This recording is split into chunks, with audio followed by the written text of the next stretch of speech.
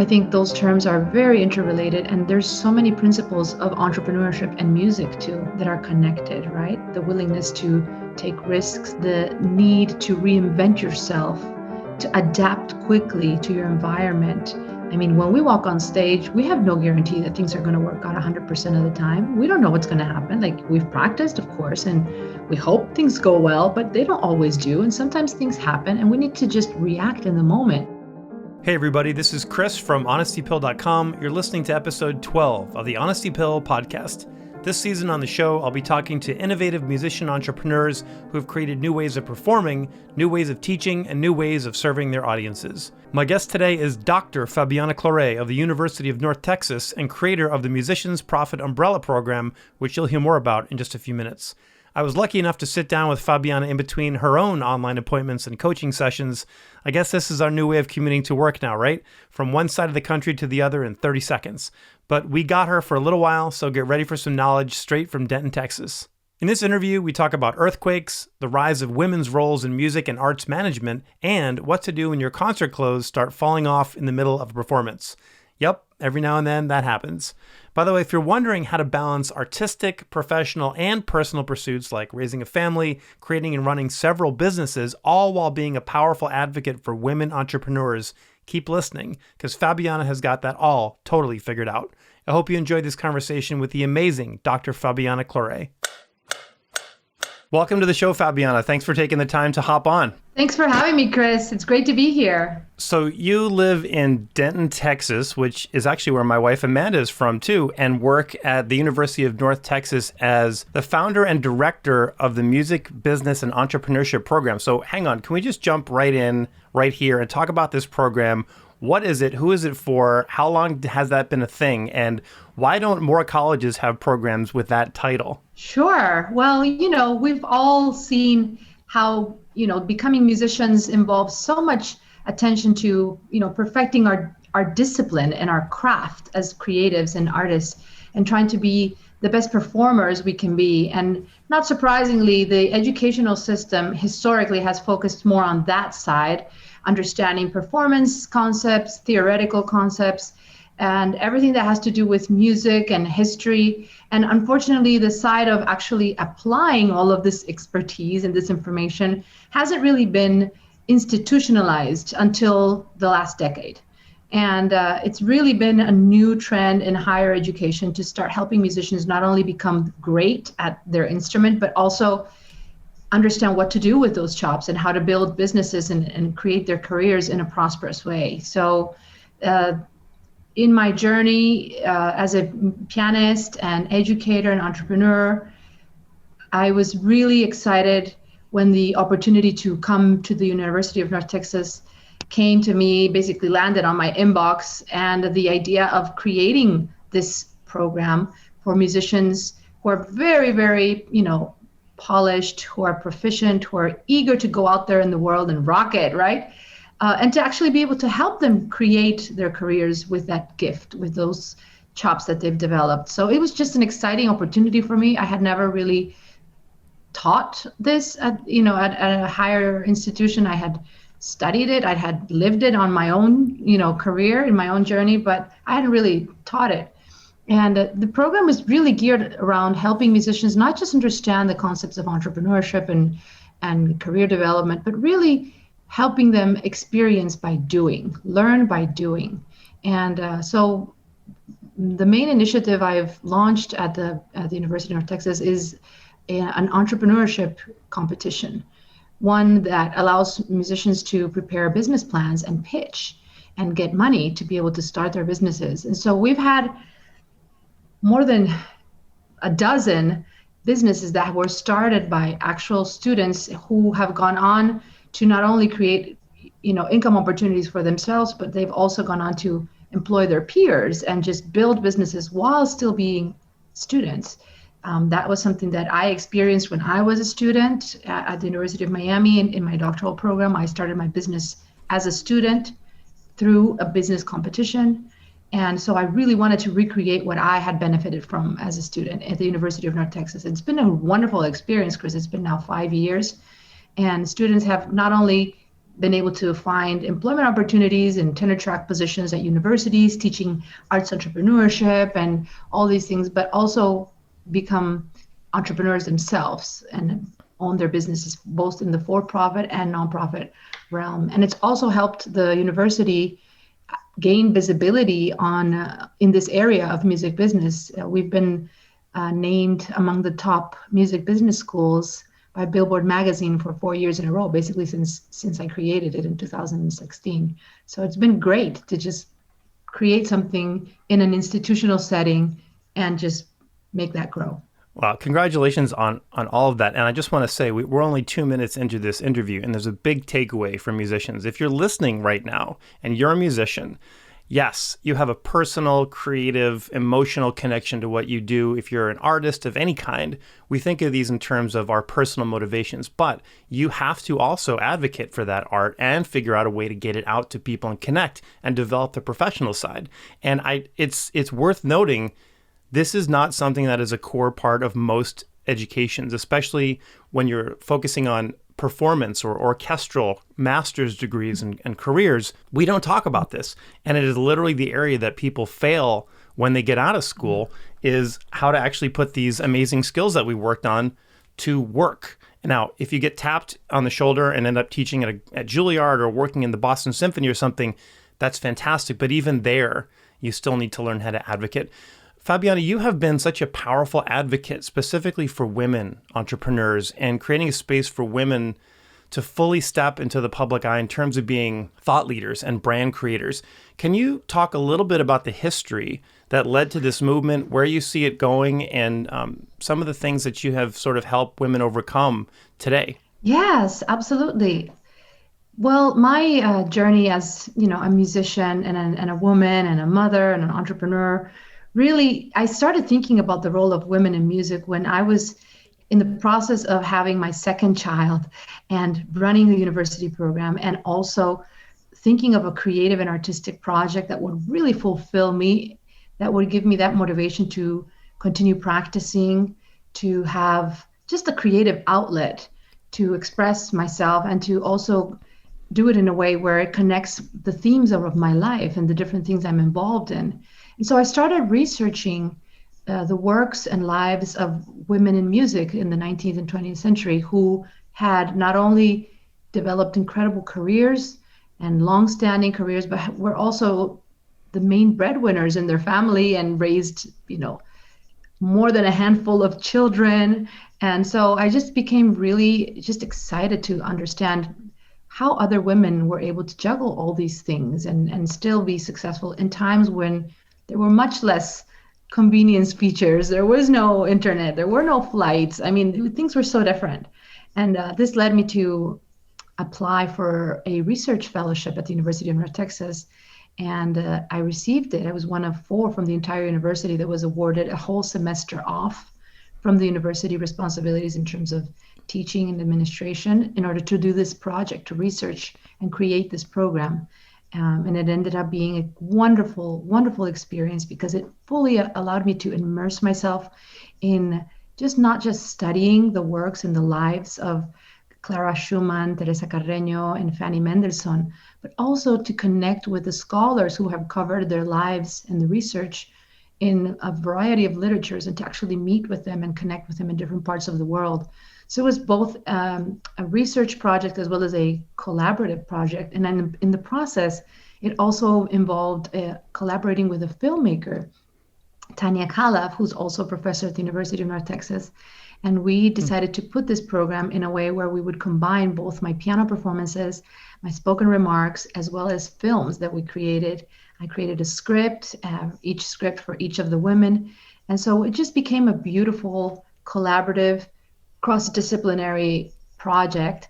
And I've been preparing that program for the past year and a half.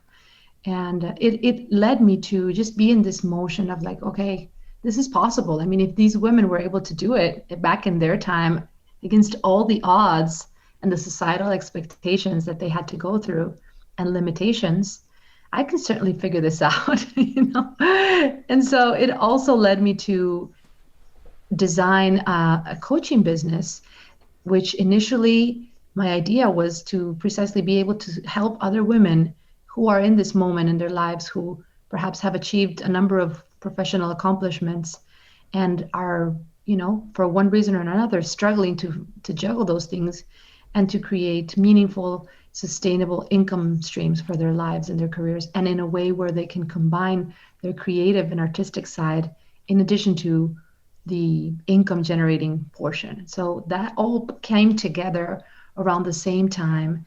And of course, my second son was born, and I had to prepare a presentation of this program at a conference. So I had to travel with my 5-month-old son by myself and, not sleep that night before and then perform a memorized program. So it was just, it was almost like I was trying to figure out how I needed to do this, and so it led me to my interest in all of this, which is, I think, how most areas of expertise are born, right? We're trying to find a solution to problems that we ourselves face. So that's kind of how it all came together. Picturing you flying with a baby and not sleeping and getting up and performing reminds me of that meme on social media. Tell me again why you didn't practice, and that it will show you doing all that. Fabiana, you cite a really upsetting statistic about women being on the rosters for symphony orchestras and the dates of when those things happen. Can you share the kind of recent history around those dates? Oh yeah. Well, it's part of what I was a little bit actually, shocked to learn is that not only were women in the 19th and 20th century, having to deal with all these things, but I thought, oh, well, at the end of the day, this is just a very, old time, and today women, have come a long way, which I do believe is still the case. I mean, we've come a long way, obviously, but when I started really understanding that it wasn't until recently that women were even allowed to perform in orchestras as full-time tenured positions, that was quite shocking to me, because somehow I had associated more of these statistics towards like 19th century, perhaps very early 20th century. But, one of the things that I discovered in my research is that very important orchestras did not allow women until the 80s and even 90s. The Berlin Philharmonic did not allow women to be part of their official roster till 1982. And the Vienna Philharmonic waited until 1997. So it's quite shocking to see these statistics. Just to put into context how, and I'm going to use the word pathetically here, to how pathetically behind the times symphony orchestras can be. In 1997, the world was celebrating NASA's Pathfinder rover landing on Mars. And in the orchestra world, specifically the Vienna Philharmonic, as you just stated, we had just hired our first female musician in 1997. I mean, for clarity's sake, that musician was a harpist named Anna Lelkes, who had actually been playing with them for 26 years, but didn't receive full pay until 1997. So that even makes it more upsetting to me. Thankfully, we see women now not only in orchestras, but rising to leadership positions, like conductors like Marin Alsop and Susanna Malki, executives like Deborah Borda and Kim Noltemy. So we still have a lot of work to do. And I just want to highlight, and the reason I brought this topic up is you are being a catalyst to help women, men and women, but specifically women need even more uplifting and more empowerment right now, stepping into the business space. Mm-hmm. So I just want to give you appreciation for that. There's even a stigma around which instruments women play, which I find absolutely laughable. Well, Fanny Mendelssohn, her brother Felix Mendelssohn was, allowed to learn as many instruments as he wanted back in the 19th century. But for her, she could only sit next to him in his organ lessons, for example. That was unwomanly for a woman to be learning the organ. So she could attend the lesson, but she could only sit next to him. She was not allowed to play the organ with the foot pedals and all this stuff. So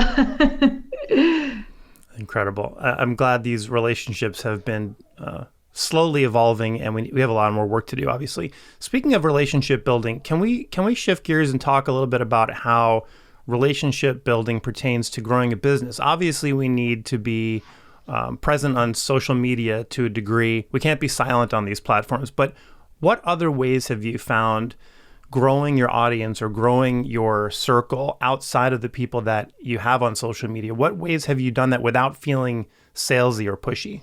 Well, I think that process, the process of developing awareness of what you're doing and helping the people around you, whether they're on social media or not, helping them understand like the context of your work is for most musicians one of the most scary aspects of building a business and one of the most vulnerable parts. It is so much easier to just say, oh, I'm just going to create this glossy website and publish it, and people are going to magically find me and fall in love with me and want to work with me. It's so ideal to think about it that way. And when we are, you know, understanding that actually working with people who are in our network, who know us, who have been following us throughout the years, are the best people to start serving, to start offering support, to start reaching out from a place of true connection and service. It's a life changing experience, you know. And in my work coaching musicians, I really know that it is the willingness to step into that vulnerability that can truly make a huge difference in whether or not you are able to get clients and whether or not you're able to start just bringing in the different opportunities you need in your business. So reaching out, I would say, of course, social media and all these platforms are very important, but it really starts with your network, the people who have already developed trust, like all those factors, right? The know, like, trust factors. And I encourage, you know, my students to go this route, to not think that they just have to reach out blindly to people, but to really look into their network and start exploring where are the opportunities, where are the people that perhaps could become wonderful clients. And the best part of this, Chris, is that you build a business around people that you really admire, that you really feel comfortable, that you don't necessarily see them as less than you.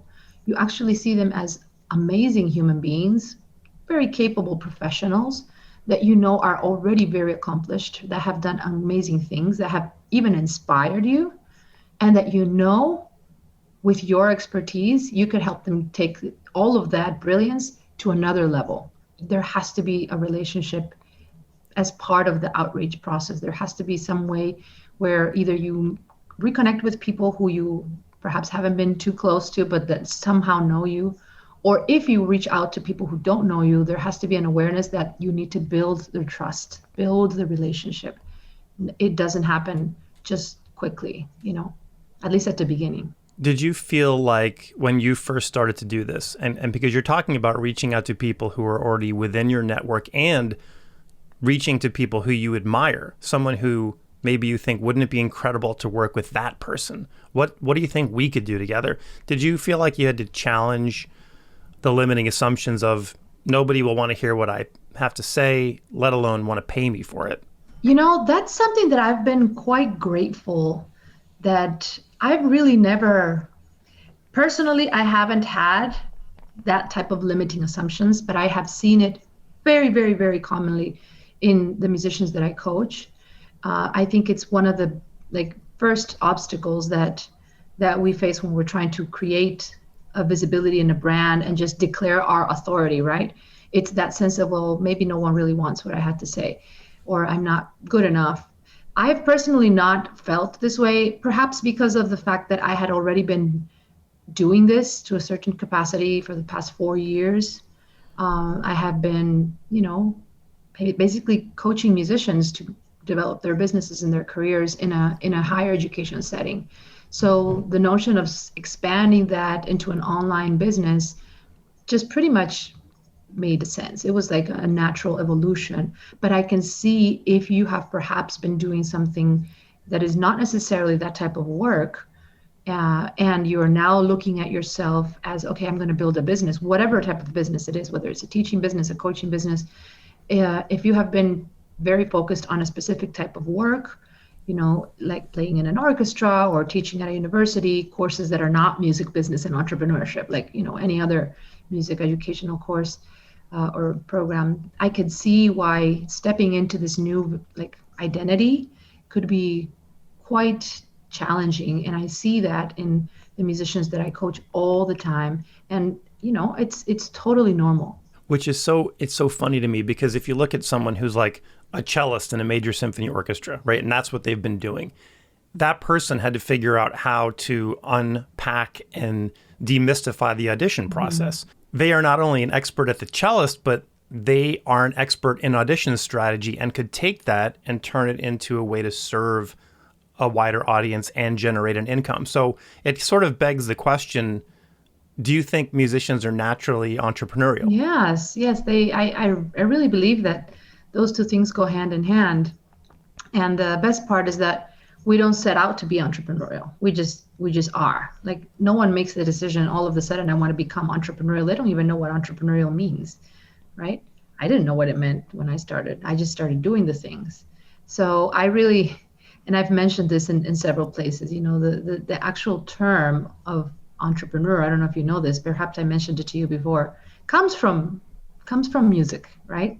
The Oxford 1897 definition of an entrepreneur said that an entrepreneur is defined as one who puts up musical performances, who organizes musical concerts. Like, that was the earliest definition in the Oxford English Dictionary of entrepreneur. And I love sharing that quote because I find that most people are shocked to hear that. But if you think about it, the musicians in that time, they were associated with the role of being an entrepreneur because they had to put everything together themselves. They had to write the music. They had to practice and learn the music. They had to compile the, collaborative musicians that they're working with. They had to raise the money. They had to, find the settings, sell the tickets, put it all together. There were no managers at that time. It was all self-produced. So, of course, the role of being a musician was associated with being an entrepreneur. And if we look back at, the history of most musicians, and that's what I talk about in my virtual lecture recital, is they were all like entrepreneurial by force. They needed to. No one else was going to do things for them. And in many cases, when they had the opportunity, like Clara Schumann, to have other people do it for her, she still didn't want to. Like, she still wanted to be in control and in charge. So I think those terms are very interrelated, and there's so many principles of entrepreneurship and music too that are connected, right? The willingness to take risks, the need to reinvent yourself, to adapt quickly to your environment. I mean, when we walk on stage, we have no guarantee that things are going to work out 100% of the time. We don't know what's going to happen. Like, we've practiced, of course, and we hope things go well, but they don't always do. And sometimes things happen, and we need to just react in the moment. We can't just scratch the whole thing and go back to the drawing board and start all over. Like, we just need to adapt to whatever comes, and whatever the audience does, if there's any reactions or noise or thunderstorms or, like so many things. Like, I was playing, I think it was my first performance as a soloist with a symphony orchestra. And I was wearing this beautiful dress and this beautiful pearl necklace. And in the middle of my cadenza, it was a Mozart piano concerto, my necklace just completely started like dripping down under my dress. But if it would have just fallen under my dress, I would have been happy. But half of it stayed hanging on the outside of my dress and half of it stayed in the inside. So I literally was like, playing this concert with this like string hanging over, and I was just moving around, and that thing was just like hanging over my dress. It was just the funniest thing. I'll never forget. And I just had to keep going. Like, what was I going to do? I was in the middle of a cadenza, So things happen. And when you run a business, it's the same thing. Things happen. You have to be able to adapt. I made a detailed award-winning business plan. But when my business started, when I launched my music academy 10 years ago, everything changed. Like, nothing went according to plan, Your story about the necklace reminds me of when Charles Dutoit was conducting Daphnis with the LA Phil here in Southern California, where we have a lot of earthquakes. And we had a big one during the performance. And I think it was being broadcast for radio too, because there's a recording of it on YouTube if you search for it. And you can hear the walls of Disney Concert Hall shuddering, and dust and things started sort of falling off the ceiling. And he was clearly shaken and confused, but he did not stop conducting. And we, when a conductor keeps conducting, the orchestra keeps playing. So there was a little bit of a diminuendo, but then we sort of just said, all right, I guess we're going to just keep playing here and hope that the lighting doesn't fall on our heads. Before I let this topic go, though, Fabiana, you're a trailblazer, but why do you think more musicians don't take the leap and step outside their more singular roles of just being a good performer or a good teacher, and sort of allowing or even expecting their institutions to call the shots. Because in my opinion, most musicians don't do this, and it is very uncomfortable. Well, yeah, I agree. I agree 100% with what you're saying, Chris. I think when you are comfortable, even if you're not 100% happy, it's just natural to want to settle. Like if your basic needs are met, and you are relatively financially stable, you may be bored, you may be unsatisfied, unfulfilled. But if your primary needs are met, let's put it that way, it's pretty tempting to just kind of go with the flow and stay in your comfort zone, right? I mean, it's just a natural survival mechanism. Like we're just protecting our stability, our security. So why break, why fix it if it's not broken, how they say. So that's a very natural human behavior. What happens with entrepreneurship, Chris, and you know this, is that necessity is the mother of innovation. Like I have yet to meet an entrepreneur who willingly just likes to just do things because like they just like to take risks, or the life we have, the situations we are in propel that entrepreneurial spirit. It's the necessity that really drives the entrepreneurial spirit, the innovative spirit, is the necessity for whatever reason, whether it's a financial reason, whether it's a health reason, whether it's a situation in your personal life. Like there has to be something that creates a sense of urgency for you to have that drive and that motivation to become an entrepreneur, to do the things you want to do, whether it's a goal you want to reach and in your current circumstances you're not going to be able to reach it. There has to be something that propels that fire. I see it that way. It's not just something that people have and other people don't. Trust me, a lot of people now in the pandemic never thought they'd be doing the things they're doing. They were very comfortable with their lives, and we're seeing that. And it's a revolution that's happening in our industry. And there are going to be so many incredible outcomes around that. And of course, there are a lot of challenging parts as well. But in reality, the rise of this new wave of entrepreneurial, initiatives in our industry is because of the necessity to survive. So, my husband and I opened our music school when we were finishing our doctorate degree because we did not know what else we were going to do. Like we didn't just say, I'm going to open a music school. I have all these other choices, but I'm going to open a music school. No, we were both finishing our doctorate degrees, both of us in piano performance. We were thinking, now what? Like maybe we could apply to a university, but then the odds of the two of us getting same, positions in the same universities, I mean, just the odds of getting one university position was so weird, and just unlikely. And we just decided to not risk just putting everything out there and just waiting for someone to pick us. We just had to create something for ourselves, and like that, everything else. So I really think why some musicians choose to settle, because they may be comfortable, and they may be comfortable in their dysfunction as well. So that doesn't mean they're happy or satisfied, but as long as they're comfortable, I understand. Sometimes it can be tempting to just settle. Maybe an interesting topic we could talk about for a minute is developing a strategy or learning some tools to actually gain more confidence when we step out of our comfort zone. As I sit here hunched over my computer in my office, like many of us have been during this pandemic, I'm reminded of something you talked about when you were a guest in my online business accelerator group. It was a TED talk by, I believe it was Amy Cuddy, about body language.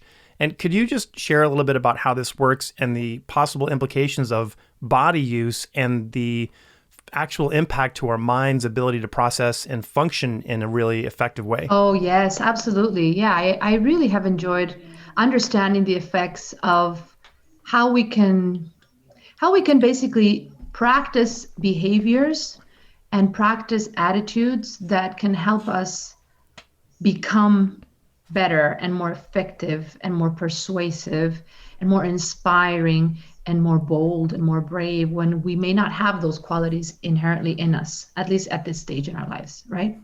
And so I've learned a lot through the work of Amy Cuddy and her Presence book and her wonderful TED Talk, Your Body Language Shapes Who You Are, as well as Todd Herman and his book, The Alter Ego Effect.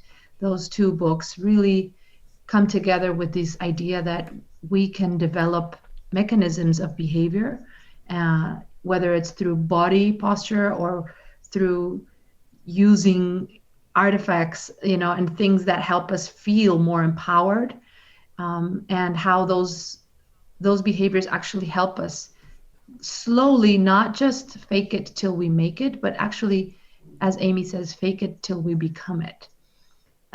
In other words, if we think about it, it's not different than music. Like when we're learning a new piece of music, we don't know it. We have to go through it and practice it, and it eventually becomes ingrained in our subconscious. Same thing happens with human behavior and the ability to embrace a bold attitude, to become a better communicator, to gain the clarity that you need to communicate what your business is about, right? Which is so important. And so in Amy's research, she shares in her book and her TED Talk the fact that if we adopt, for example, what are called power poses, the chemistry in our brain actually is impacted, and the hormones of love and happiness and pleasure and empowerment, all those hormones become higher in our systems versus when we adopt body postures of fear and like protectiveness, hunching our shoulders over.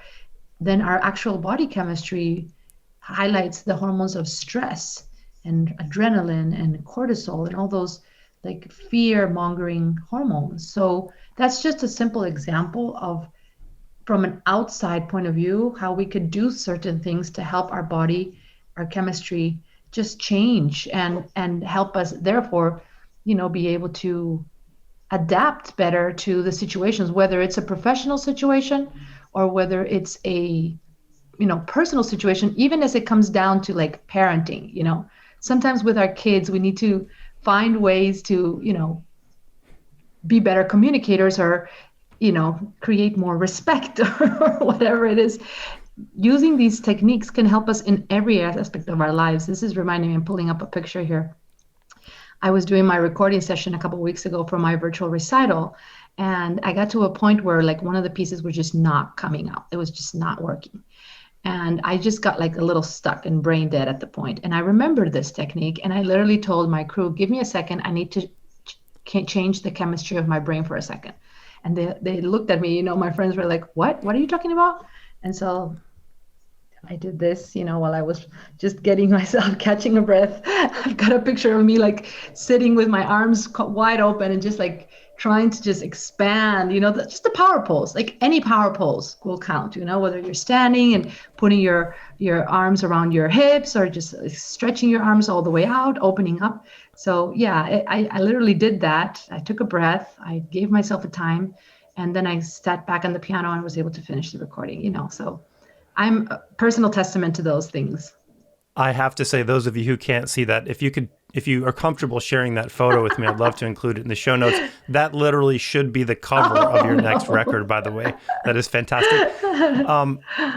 I want to ask you about a technique that has made the rounds in all the marketing textbooks out there. It's used in all types of settings. And at some point, artists need to realize, like we alluded to earlier, that like it or not, if you're a creative person and you want to be successful, you are in sales. You have to connect to the person who is selling something to the person who actually needs it. And the tool I'm talking about is the 5 whys.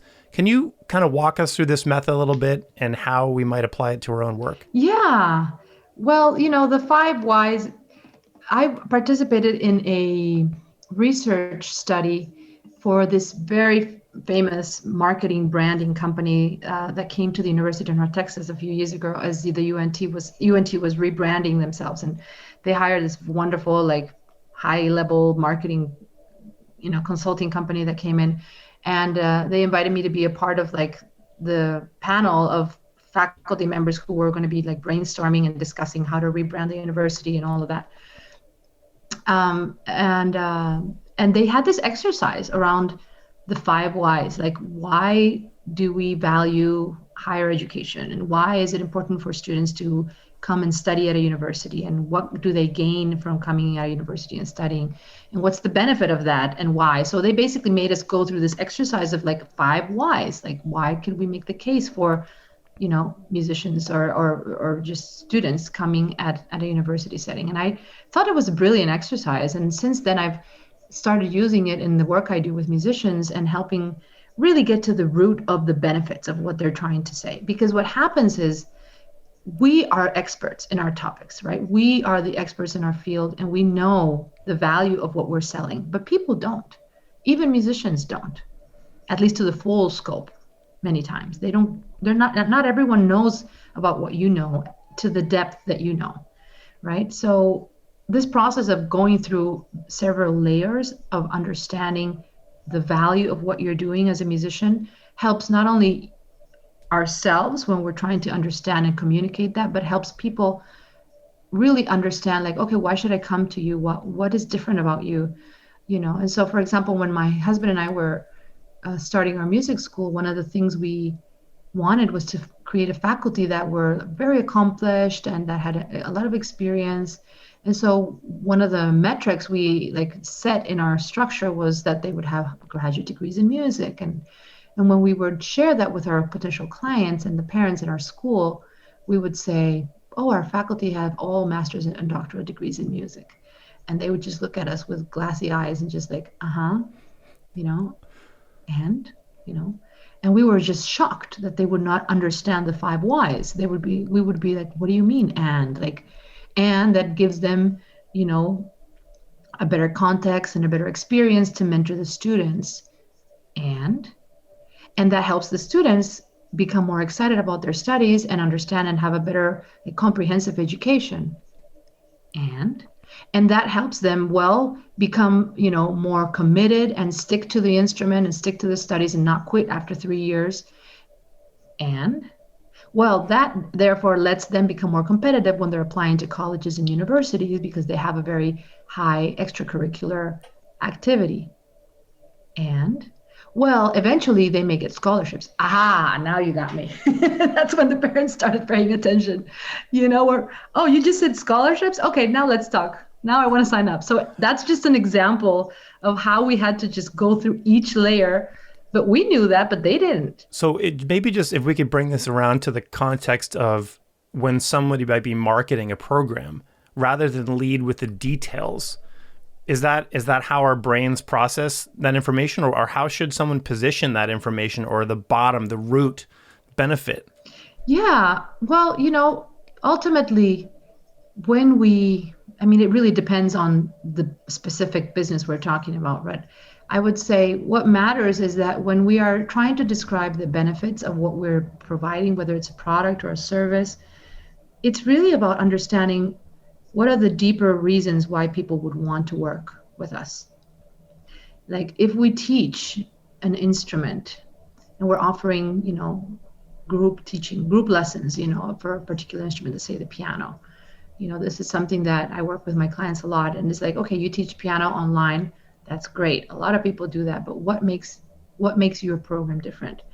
And, an example could be, I have a client who is focusing on helping teenagers stay involved in music studies, because in her experience, when music students reach the teenage years, it's a very dangerous period of their lives where they decide to quit.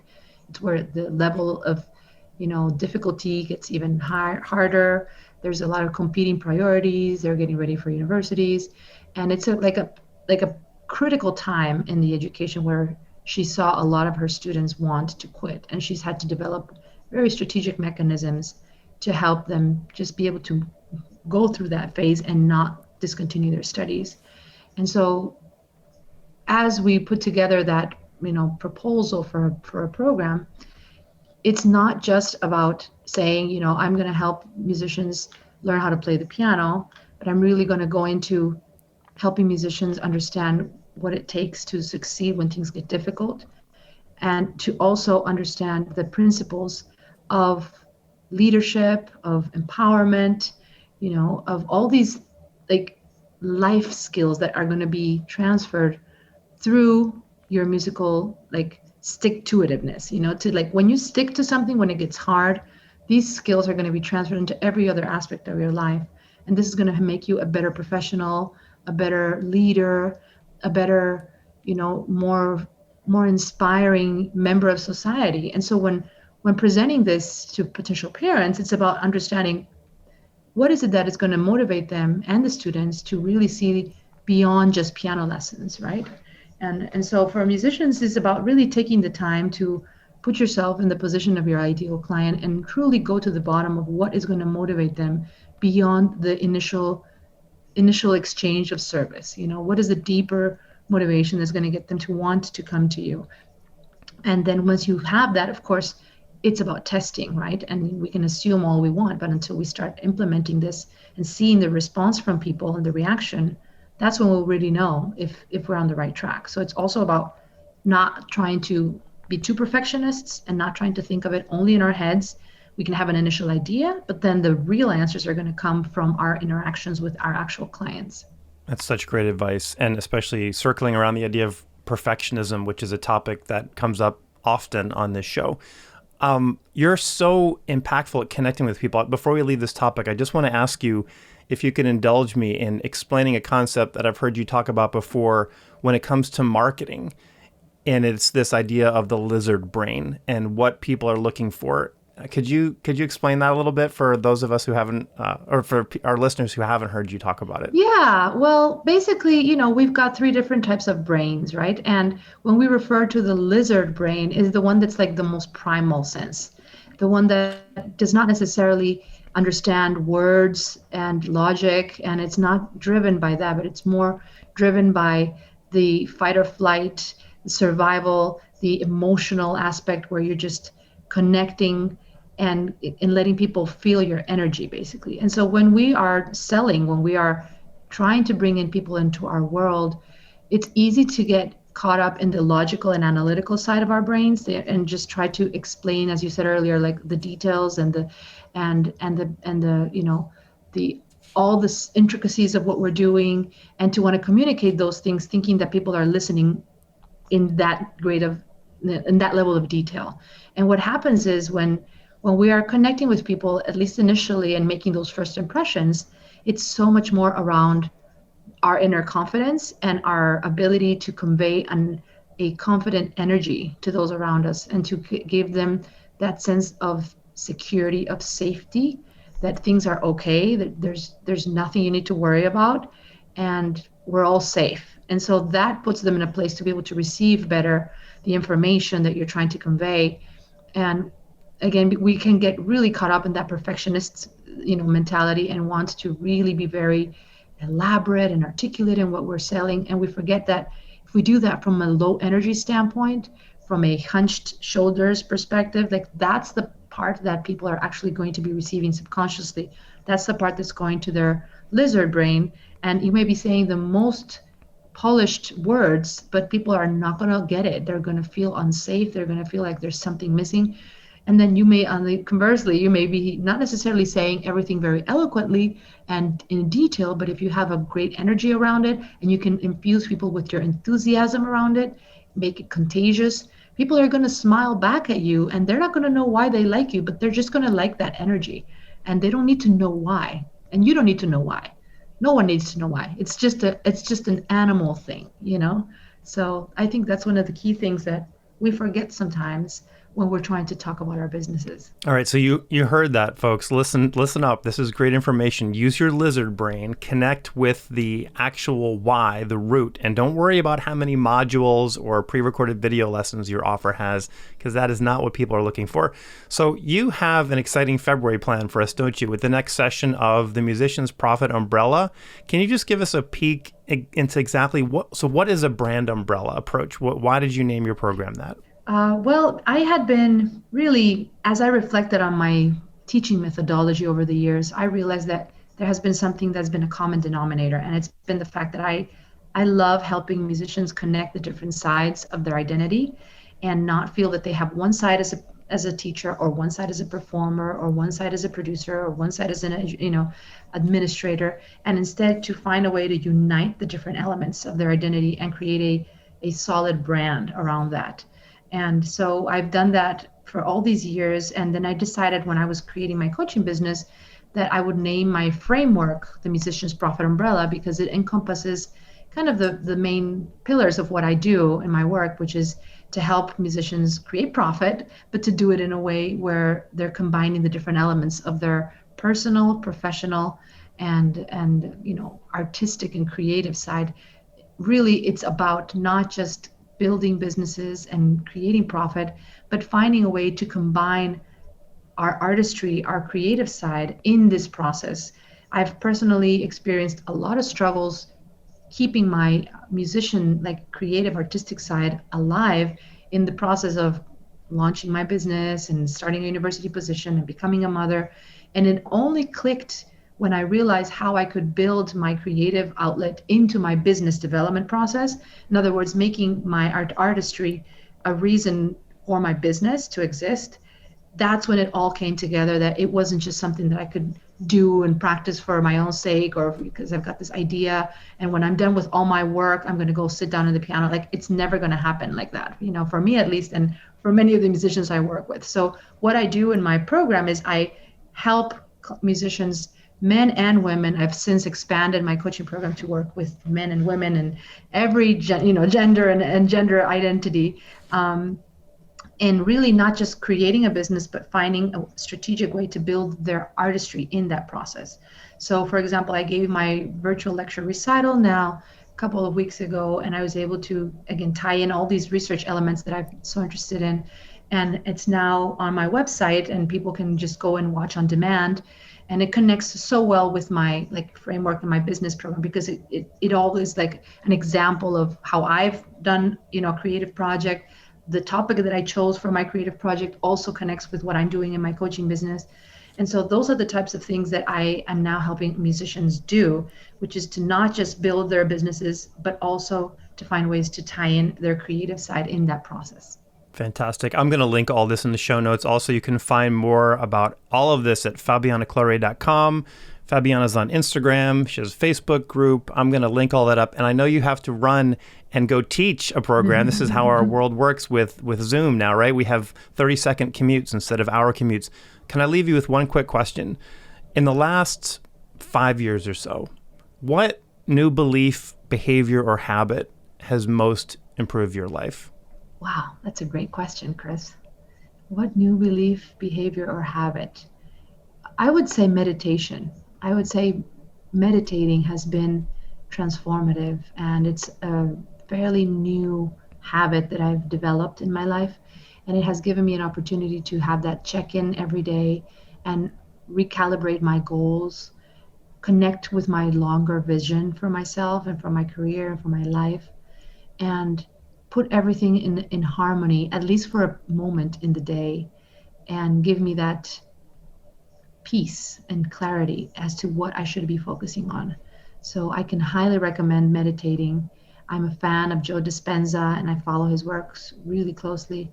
And it has been incredibly transformative in the work that I do, as well as in the work that I help my clients do. And they've also shared their transformations and breakthroughs when incorporating these types of stillness practices. And of course, practicing is also a form of meditation, right? Especially when you know the work well and you get to kind of flow more with it.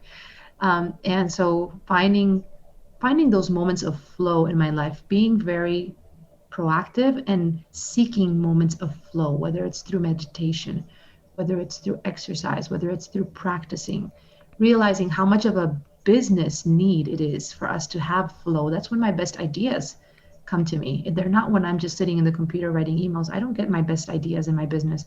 They happen when I'm away, when I'm practicing, when I'm meditating, when I'm exercising. So I would encourage musicians to be intentional in finding those outlets that give them that state of flow. Speaking of moments of quietness, I'm going to have to let you go because I see that we're running up against your class. Fabiana, thank you so much for taking the time to chat with us. I'd love to get you back on the show again next season.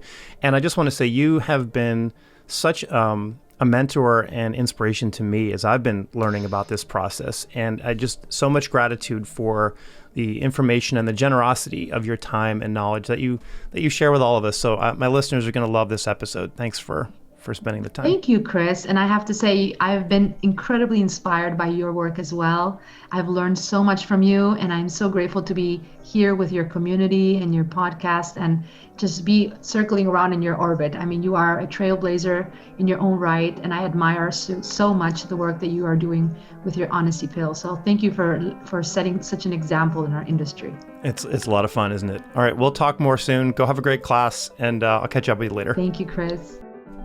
Big thanks to Dr. Fabiana Claure for sharing her insight, inspiration, and even walking us through the 5 whys. And I don't know about you, but I'm totally thinking of how I can use some of those body posture power poses when I get back on stage. Okay, that's it for me today. This has been the Honesty Pill Podcast, episode 12. You can find out more at honestypill.com. Check out the free resource library, lots of good stuff over there. Thank you so much for listening. See you next time.